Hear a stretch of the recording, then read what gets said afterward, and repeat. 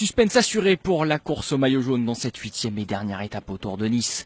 3 coureurs se tiennent en 31 secondes avec un diptyque Côte de Paye, Coldez qui, comme l'an dernier, assurera un décor propice à la bagarre.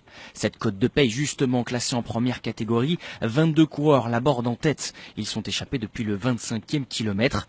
On retrouve dans ce mini peloton 8 Français dont le maillot à pois Lilian Calmejane qui s'est assuré de conserver sa tunique dans les premières ascensions.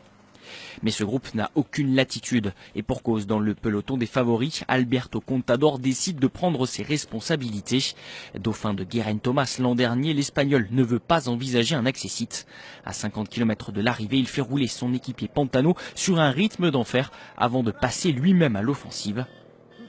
D'abord dans la roue, le maillot jaune Sergio Henao lâche finalement prise. Rasséréné, le leader de l'équipe Trek, s'envole et passe au sommet de Paye avec une vingtaine de secondes d'avance sur le Colombien. Et la descente ne fait qu'amplifier cet écart. Pourtant épaulé par 3 équipiers, Sergio Henao est virtuellement dépossédé de son maillot jaune au pied du col d'Ez, alors que Contador a depuis longtemps rattrapé les échappées des premiers kilomètres. L'Espagnol les fait même craquer dans la montée finale, à l'exception de David de la Cruz et Marc Soler, lequel prendra même les devants pendant quelques kilomètres. Mais les efforts consentis par le leader de l'équipe Trek seront payés dans la descente.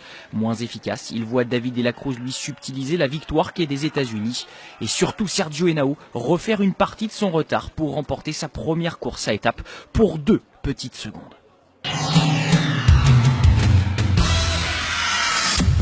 Un épilogue ébouriffant. Après plus de 1000 km de course, cette 75e édition s'est encore jouée à rien.